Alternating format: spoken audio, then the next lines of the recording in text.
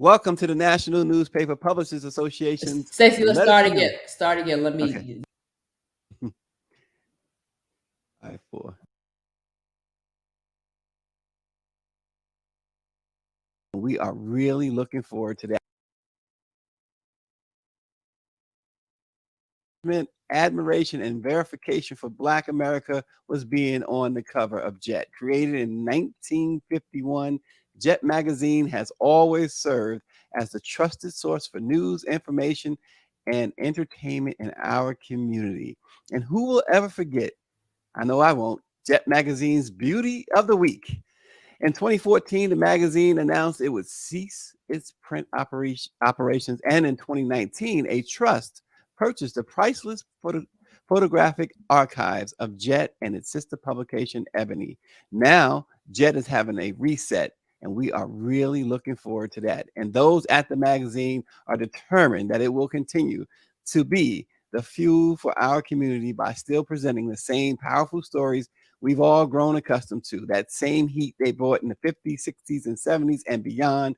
Jet aims to be the home for amplification, enlightenment, education, entertainment, and engagement of Black people and those who love and enjoy Black culture. This morning we speak with Jet Magazine President Dalen A. Goff. Good morning, Dalen.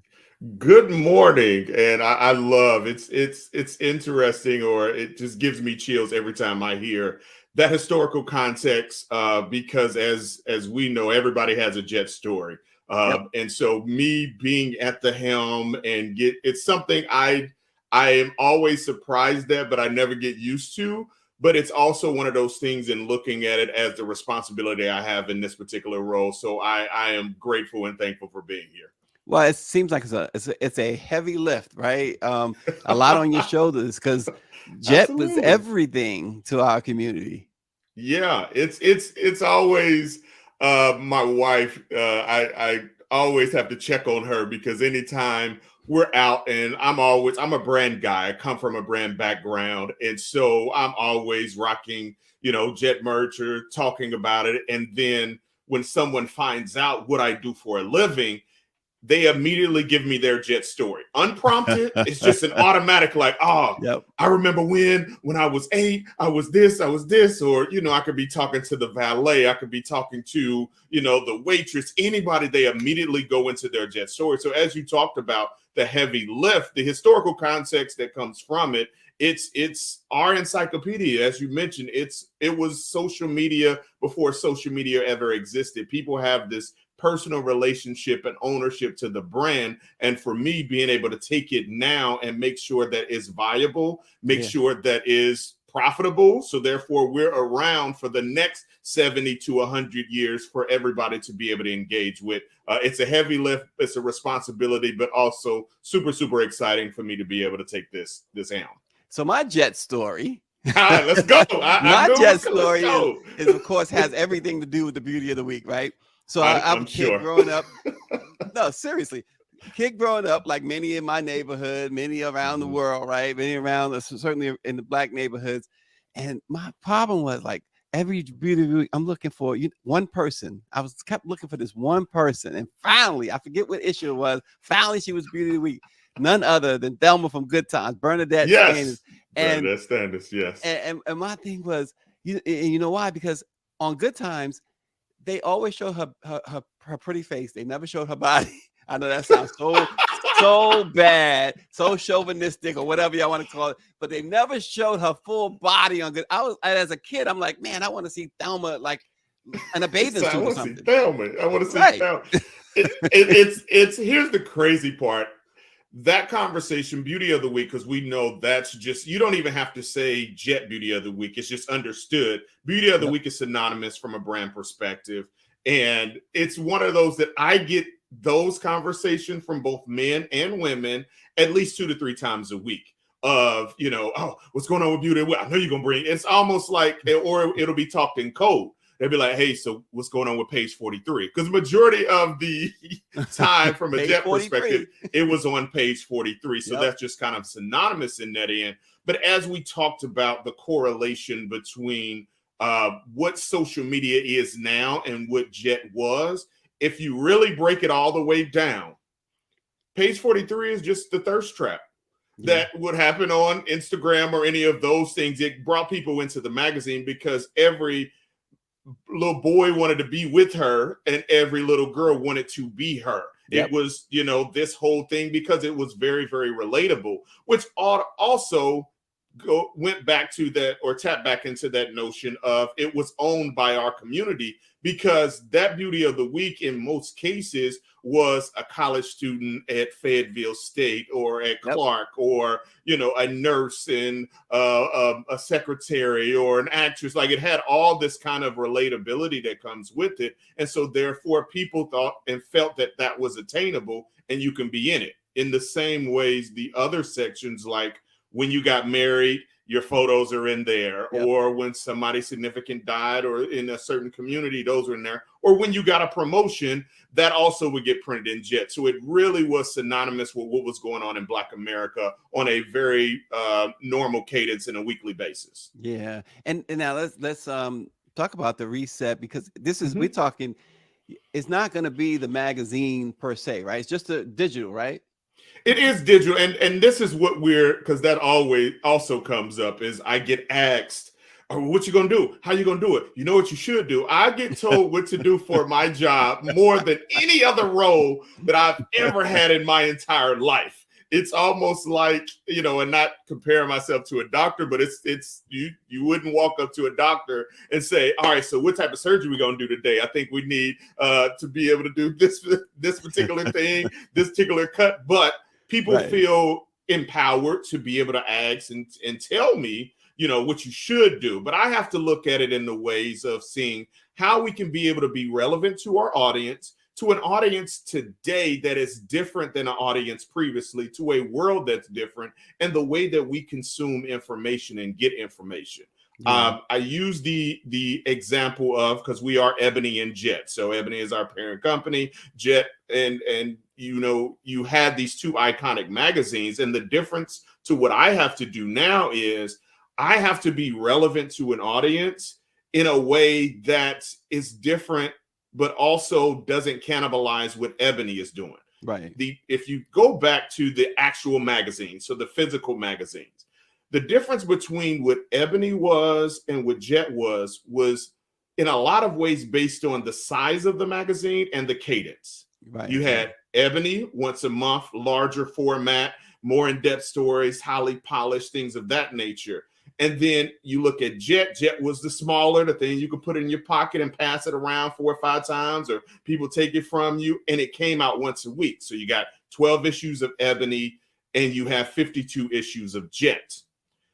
Now, the world we live in and the way we consume media, it has to be on a daily basis, if not hourly, if not by the minute. That's how we consume media. So Ebony had to adjust, Ebony had to adjust. And from that adjustment, it has to be on a fairly regular basis. Yeah. And so where does Jet come in that doesn't cannibalize what Ebony is doing? And also, just in looking at the brand positioning, I like to make the analogy of Ebony. If we compared Ebony and Jet to iconic TV characters, Ebony was Claire Huxtable from The Cosby Show. Jet was Martin.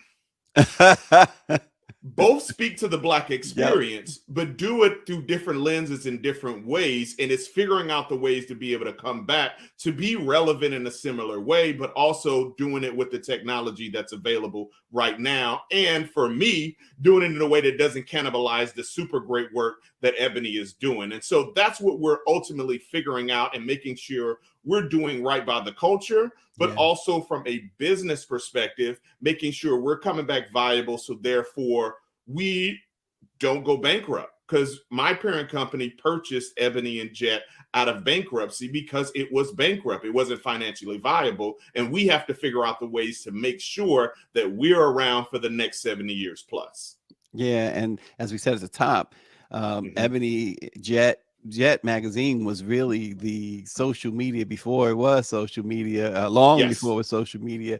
How do you in this reset of Jet and even Ebony, but we're going to speak about Jet because you're on the Jet side. So how do you tackle Jet magazine, Jet digital today, in the climate that we're in. It's a different climate than when Yeah. we just romanticized about the beauty of the week and all of that. But how do you tackle it today?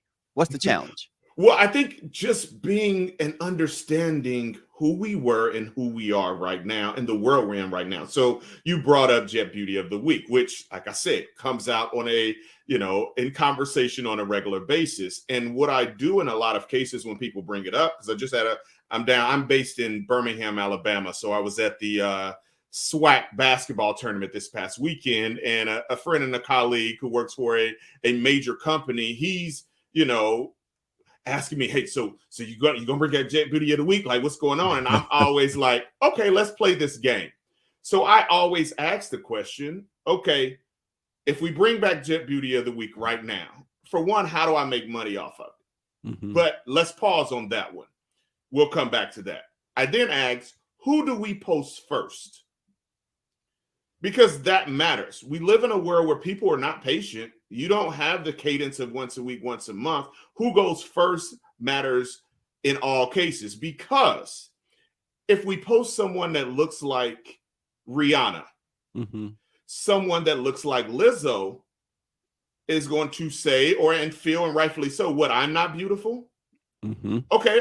Yeah. If we post someone that looks like Lizzo, someone that looks like RuPaul may say, wait, I'm not beautiful? Like, what about me in this part? If we post every single person we could ever think of, from every size, every gender, every hue of the rainbow at the same exact time, which can't happen, but if we did all of that, somebody we're not thinking of, somebody who may be in a wheelchair, somebody has vitiligo, somebody we're just not, and they have every right to say, wait, are you saying that I'm not beautiful? And the difference between where we are right now and where we were in 1985 is everyone has a megaphone in their pocket.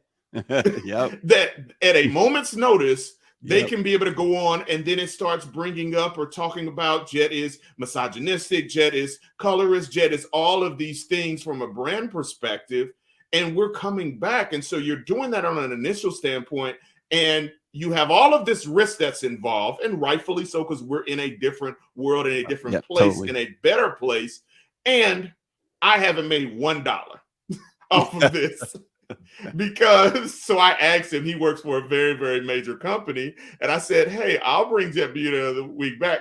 Can your company give me $200,000 to underwrite that?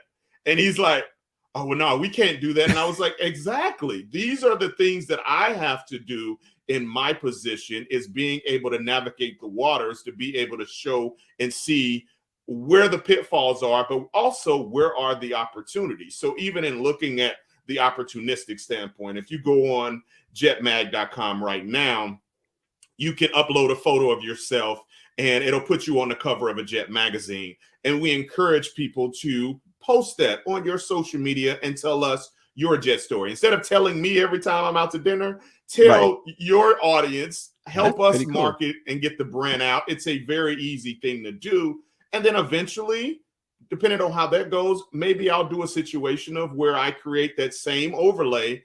And now you can be Jet Beauty of the Week, where I'm going to go do some push-ups. And now I can have the overlay and I'm the Jet Beauty of the Week.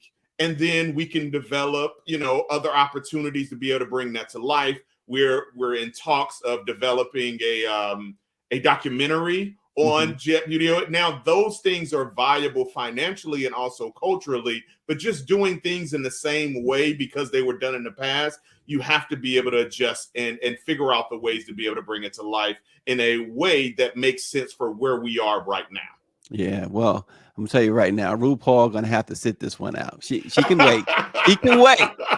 But she can't. You can do it. It's just I'm not going to be the one that is determining what beauty is. I think having our audience be able to do it, because we pretty much, Jet was a democratized journalism. Most of the information that came into Jet was part of the community, and the community let us know what they wanted to see, and we just packaged it up, put our brand on it, and made it viable for everyone else to see. Yeah, the iconic Jet magazine. Mhm. We're talking to the president himself, Mr. Golf. We really appreciate you coming on. Listen, when the Bridgman family purchased Mhm. Ebony and Jet a couple of years ago, Junior Bridgman, of course, the all-star, former NBA superstar, said, when you look at the magazine and its history, not just for Black people, but for the United States, it's something Yeah. that a generation is missing, and we want to bring that back as much as we can. So, Yes. what would be a realistic expectation of Jet reclaiming that place again in America it enjoyed through much of its 70-year plus run?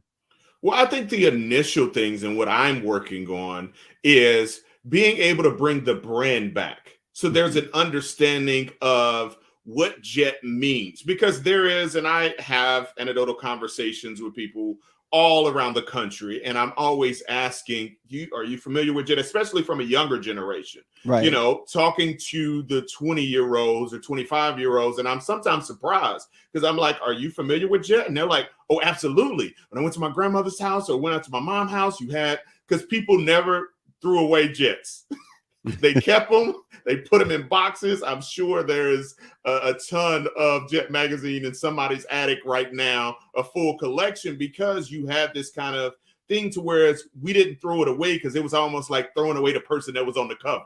You just had to hold on to it. You kept those things. And so there's this spark that is happening from a younger generation. And for me, the initial part is being able to ignite that spark so they have that emotional connection to the brand that we all do of a certain age. And the Yeah. great part about the next generation is that they also grew up with this mega computer in their pocket and they can be able to search and find and seek, and they're always looking for knowledge. There's a reason why I went to a what is it, like a little market thing, and they were selling like clothes and you know, like a farmer's market, but they had this booth in there and they were selling vintage t-shirts, and you had these kids coming up buying 1988 Janet Jackson tour shirts that are 30, 40 years old and spending Mhm. $200 on them. They weren't even born at that time frame, but they see that and they understand how iconic that is, and they want to participate in it. Listen, And one of that's my what I want to proudest do. moments was Go my ahead. 12-year-old buying a Purple Rain t-shirt.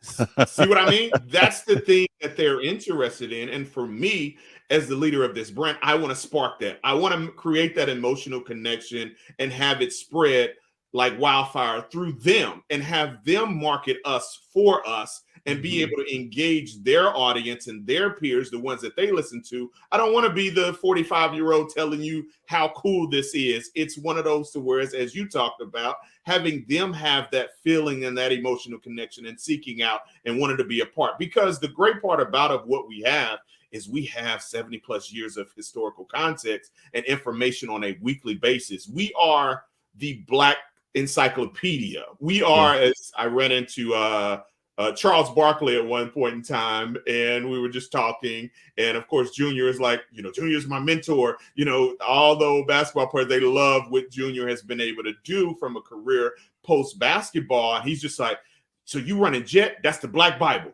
That's the Black Bible. That's all I know. Jet is the Black That Bible. sounds like Charles Barkley. You sound like Charles. He just kept saying the Black Bible. You run the Black Bible. And when you break it down, it is a collection of all the stories of the Black experience, of the things that are there. So Yeah. for us, where we are at this particular stage, for one, it's just being able to get out there, have conversations with people like you, have conversations across the board to be able to talk about the cultural significance of Jet and why it means something to people, and being able to spark that. I use the term fueled by Jet. We want to Yeah. be the fuel. You can have a brand new Cadillac or a Bugatti, but it can't go anywhere unless you put fuel in it. We as Jet have always been the fuel, and we want to continue to be the fuel to be able to do the things that, you know, everyone wants to do, to be able to get the information out that everybody needs. So that's where we're figuring out. We are creating, we are identifying the platforms, the ways, places, and spaces to be able to do that very thing, because it's that important. We need to Yeah. make sure our iconic brands remain for years to come. Oh, absolutely. And like I said, 70 plus years of Jet, Ebony. Here we are, the Black Press of America, 196 years Absolutely. old. So this is history talking to history, and it's great history. It's our history. They Absolutely. continue to try to erase our history, but I tell you what, they have never been able to erase Jet in our community, and I like that. Absolutely. Fuel by Jet. I love that. Absolutely love it. Look, of course, we all know the story from 1955, right? Jet Yes, photographer David September Jackson. 15th, Yeah, 1955. Mm-hmm. and and even the president paid homage to recently. President Biden paid homage again to David Jackson and Jet Yeah. magazine. And that's so we're talking about our history. It's also a bold history because it took boldness. Other Yes. publications would never, mainstream I'm talking, would never have published that photo. They Yeah. were I too think afraid for their advertisers, their readers. absolutely.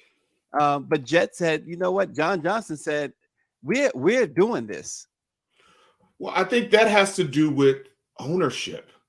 That part is super key, and being able to be bold because you have that full ownership and understanding the significance of it and being able to tell that story. I use that example of what happened on September 15th, 1955, and those images being shown in Jet as a correlation back to the relationship between what Jet was as far as being social media before social media was ever thought about. Because if you look at it in the comparison, Jet was to the Emmett Till story what Twitter and Instagram and Facebook Live was to George Floyd.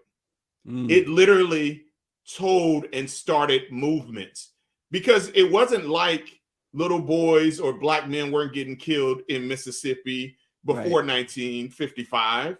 But right. when you saw it on those pages, when people like, I think Martin Luther King was like 26 years old, when he saw it on those pages, you felt compelled. You had to do something about. You had to move. It evoked this emotion in order to be able to make something happen. In the same ways that when you saw that video on social media, on Facebook Live, on Instagram, on Twitter, you had to do something about it because it wasn't like prior to that moment, black men weren't getting killed by police. It was just when you saw it, Yep. it made it real for the world to see. And so I stand in that position of what Jet was and what Jet is. Right. And as we are having these type of conversations and make it relatable, I appreciate President Biden for calling that out at the White House, and even the filmmakers of Till.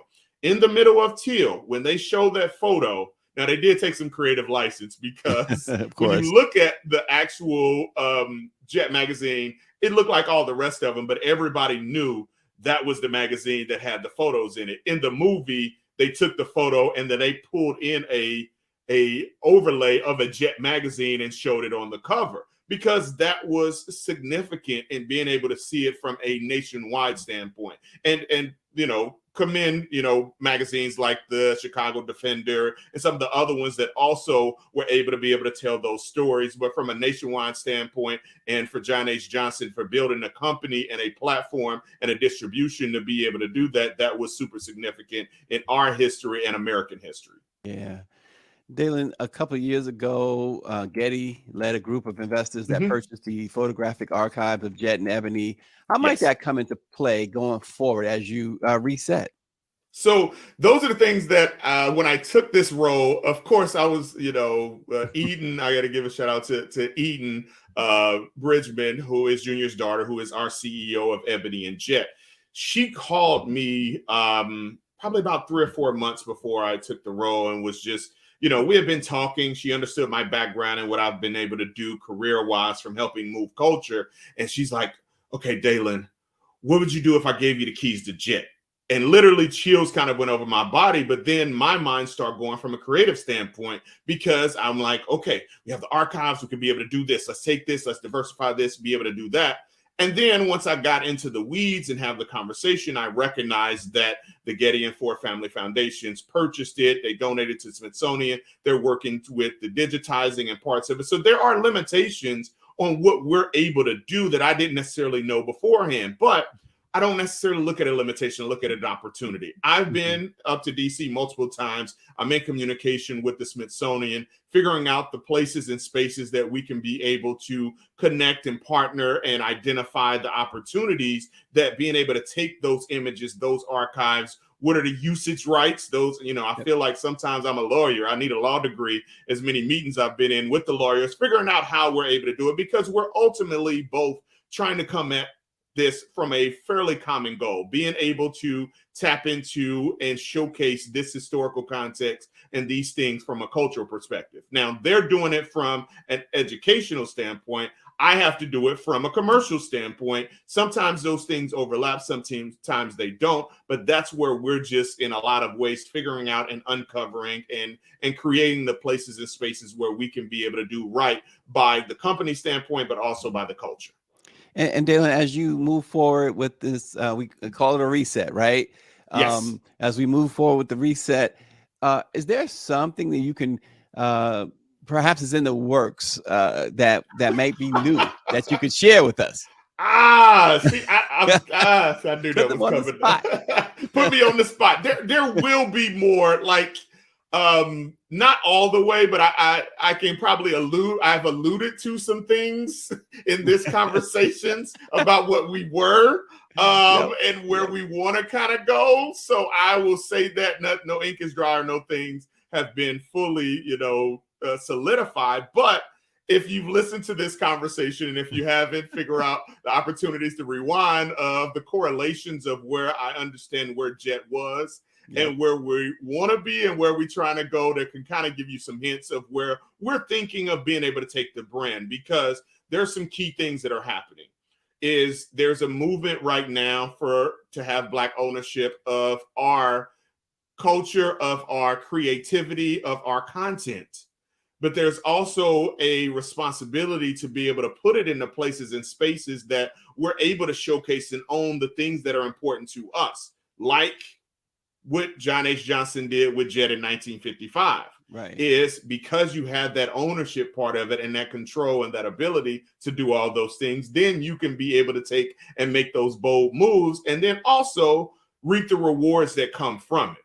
Because that moment in time, yes, it did that bold move, but it also put Jet really, really on the map at that moment as the person, as the entity, as the company that is willing to be able to do those things, and the rewards that come from that. So that's kind of where we're playing in those spaces and looking and identifying those things. But first and foremost, I got to make sure that Jet is relevant. And as we talked about, just from a reset standpoint, people, of course, are coming up like, when you're going to do a launch, you got to do a launch event, you got to do this, all this. And I kind of come from the school of thought of Jet hasn't gone anywhere. We've always been here. We Right. are just synonymous. We are continuous. I have people that have asked me, oh, yeah, I'm going to get a subscription, because I had a subscription, to Jet Magazine a couple years ago. And I was like, how did you do that? We've been out of print since 2014. But in their mind, we've always been around, Right. because we have always been around, and we want to continue to be around. So that's kind of where we're figuring out the ways to be able to do that. But thank you for putting me on the spot. But Listen, you is understand. there, Go as ahead. I hate the fact that Go ahead. Getty, I know what they're doing with it is nice, Getty and Ford, but I hate the fact that Getty is even involved. Everything Getty images, Getty.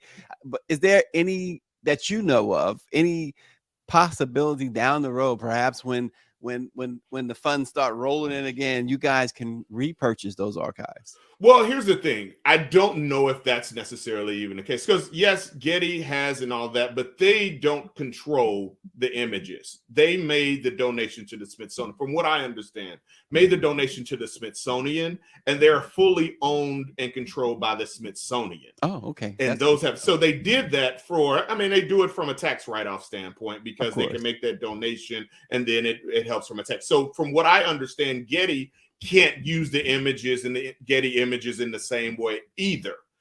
Everything is controlled by the Smithsonian that pass off. But with that, we're figuring out the things that we can and can't do and working through all that. And I just would say, from a culture standpoint, allow us a certain level of patience and support as we are uncovering and figuring those things out. We live in a microwave society where everybody wants everything right now. Yep. Everything. It's like, if I think of it, I should be able to get it. If I think I want groceries, I can be able to get them right now, because you can. And that's great in some instances. But from our perspective, we want to be able to do it right. And we're trying to be something to somebody instead of trying to be everything to everybody. We want to make sure that we're doing our due diligence from a cultural perspective, from an identity perspective, from a brand perspective. So therefore, we are doing the right things by the right people, and then everything else will kind of fall in place. So I agree with you. I wish I had every one of those archives and being able to do those, but we're doing it the right way and figuring out the ways that we're able to do it, because we are still Ebony, we are still Jet, and we are the rightful people to be able to kind of bring that back to life, because once you put these 3 letters on top of any image, it means something totally different. Absolutely. Well, before we let you go, Dalen Golf, the president of Jet Magazine, he's fueling the Jets. Yep. Or honestly, just Jet. I've been telling Jet. and talking Yes. about just we are Jet. It's we're synonymous. Used to magazine, right? We used to magazine. I know it's coming, that part of it. And Jets. we'll still do, and I will tell you, we'll still do some one-off type situation. We've had some conversations with people who want to be able to take the Jet brand and have a physical magazine or something. We've done a couple little iterations for different companies that want to be able to take that part of it, because there is also something valuable about having something tangible.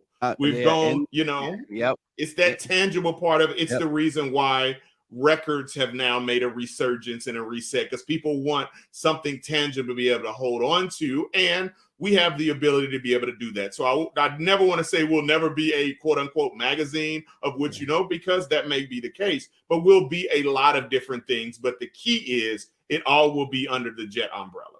Jet. And again, before we let you go, I know you graduated the University of Oklahoma, you're a Kappa guy, Kappa Alpha Psi. Yes. What Dalen, or who has motivated you to become the success that you have become? Oh, it sounds cliche, but my mom's is key. Oh, that's great. That's not cliche. I know. That's great. It is great. And I love telling her story. Grew up in Kansas City, Kansas. So I am a Black kid from Kansas, and, grew up there, very great tight-knit community in Kansas City. And my mom worked, originally was a secretary at Hallmark Cards. She worked in the marketing department at Hallmark Cards, found out that they would pay for her to go to college and underwrite that. So went, raising 2 boys, went back to college. The computer systems were starting to take off. And so she got a computer programming degree, ended up getting the job before she even graduated from college while it was there, got the job. And when it was all said and done, she retired from Hallmark after 37 years as a millionaire in profit shares and the director of IT. So being able to see all the things and all the steps, and understanding that in a lot of cases, in a lot of ways, it's a long game, but you have to be able to do the steps and you have to be able to do the work. So with any success that is given, and I do this when I'm talking to kids or on any panels, everyone want to know, how'd you get there? And I was like, I did the work. I've done all the work, because if you do the work, when the success comes, you can be able to lean on all the work you've done, and it doesn't give you this imposter syndrome that you don't feel like you here. I'm supposed to be here. As crazy as that sounds, as a Black kid who grew up in Kansas City, Kansas, and now leads the iconic Jet brand, I'm supposed to be here because I've done the work, because I see my mom do the work. Absolutely. Love it. Love it. Dalen A. Golf, the president of Jet. Jet is resetting. He's putting the fuel in it. So let's take off with it, y'all. That's our culture. Jet. I love it. Absolutely. Thanks so much. No, thank you. I appreciate this. Great talking to you. The Black Press, and let it be known. Everybody stay well, and we'll see you again tomorrow. Yeah. Follow us on social at Jet Mag at Jet. Please check us out. At Jet Mag at Jet. Thanks, everybody. All right.